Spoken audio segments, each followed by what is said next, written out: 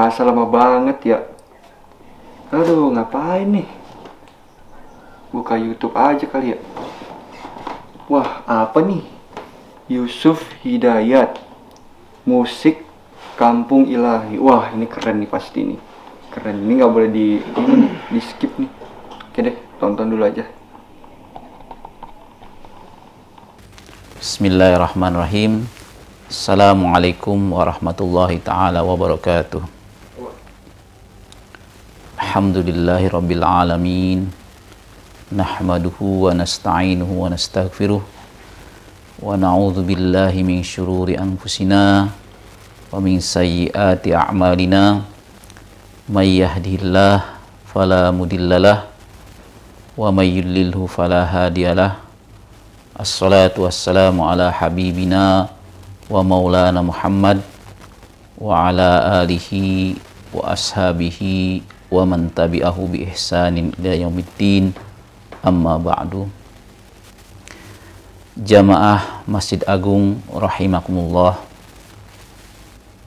Alhamdulillah, pada kesempatan ini kita bisa melaksanakan salah satu ibadah yang Allah wajibkan kepada kita sebagaimana diwajibkan kepada umat-umat terdahulu, yaitu ibadah puasa. Ibadah yang sangat dicintai Allah Subhanahu wa taala, di mana pahalanya Allah sendirilah yang akan memberikannya. Jamaah Masjid Agung Al-Azhar rahimakumullah.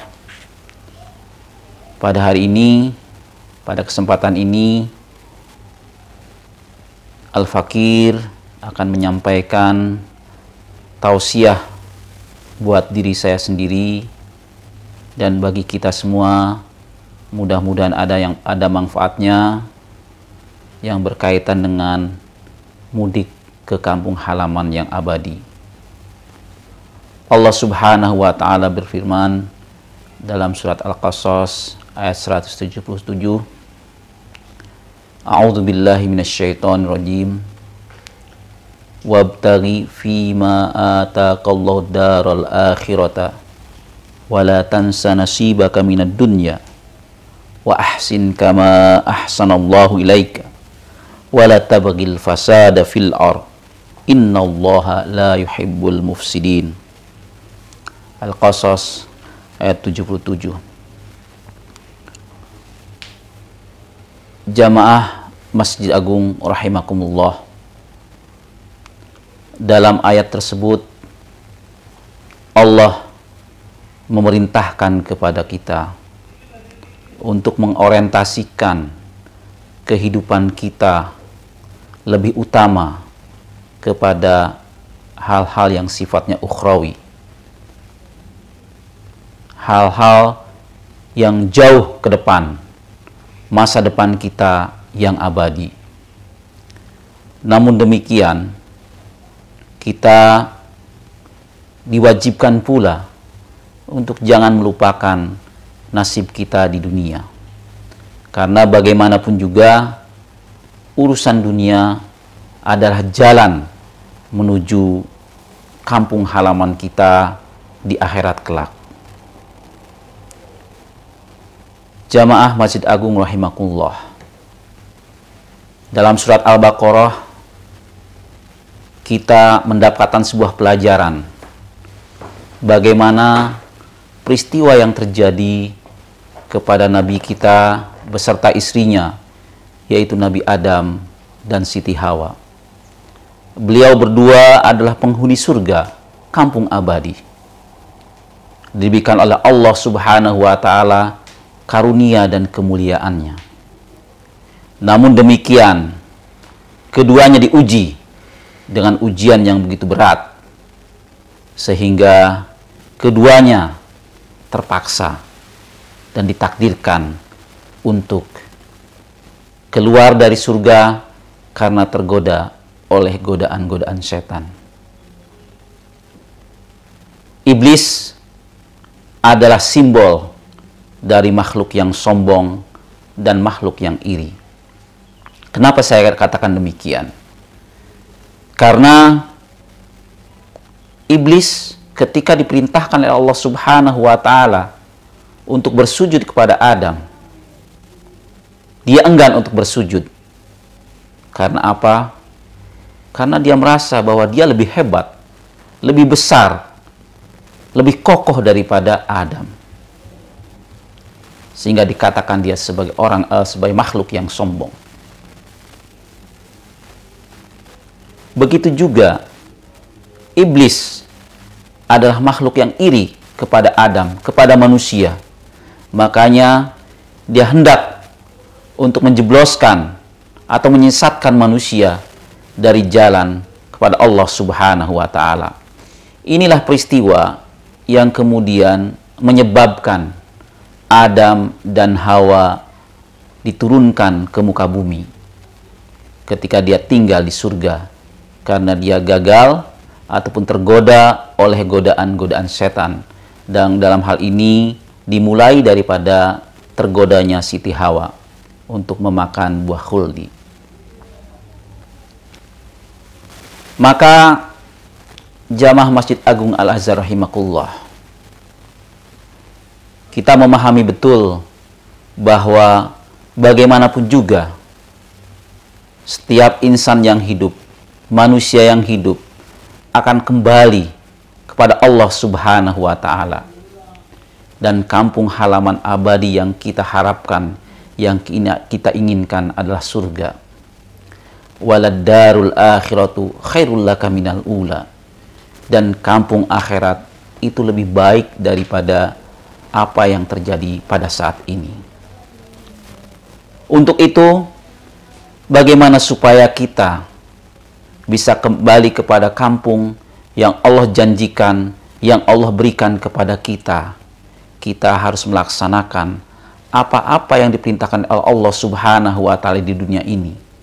Tidak mungkin kita akan mencapai kepada tujuan yang ingin kita capai tanpa melalui proses di dunia ini.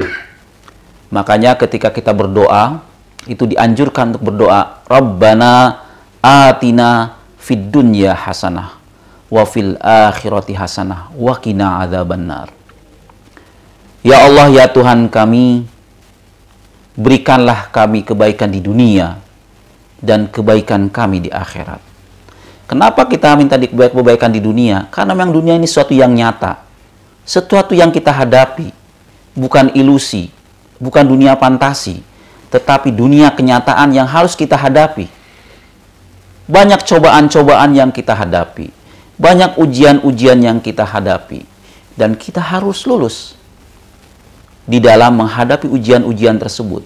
Karena dunia ini adalah jalan kita menuju surga.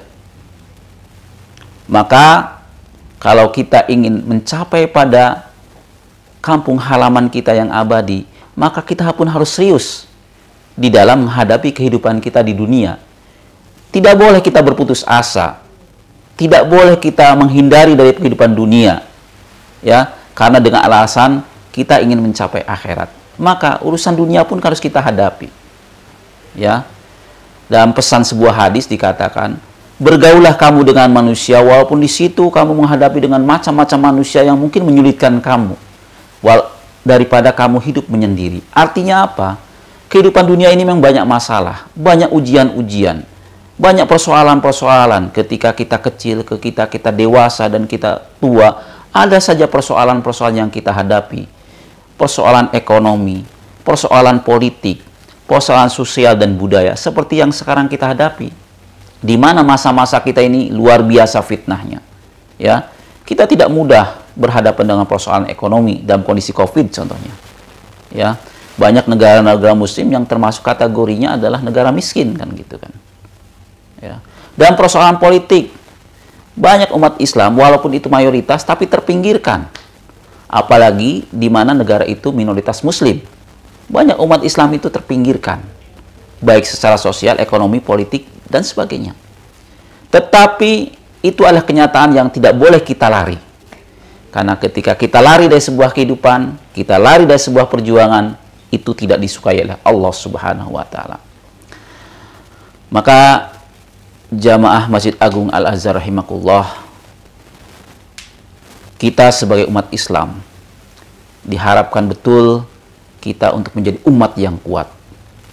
Ya. Di dalam Al-Qur'an sendiri diingatkan, wal yakhshal ladina law taraku min khalfihim dzurriyyatan di'afan khaufu alaihim.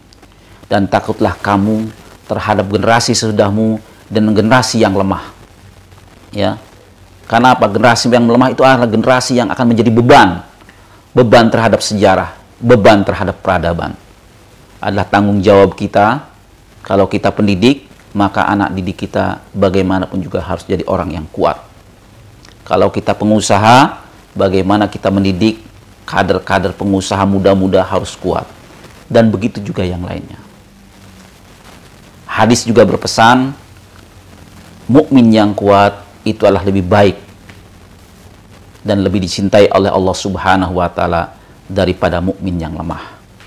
Nah, sehingga mukmin yang kuat ini akan berdampak positif terhadap peradaban umat manusia.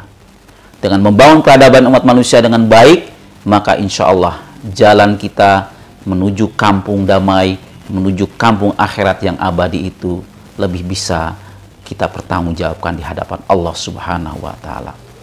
Mudah-mudahan kita semua termasuk orang-orang yang sukses di dunia, dan kita juga bisa menghadap Allah Subhanahu wa taala dengan wajah senyum dan masuk ke dalam surga Allah Subhanahu wa taala, kampung abadi kita, dan kita hidup di sana dengan bahagia.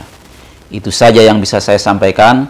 Mudah-mudahan apa yang kita sampaikan hari ini bermanfaat bagi kita semua, dan Ramadan kita, puasa kita diterima oleh Allah Subhanahu wa taala.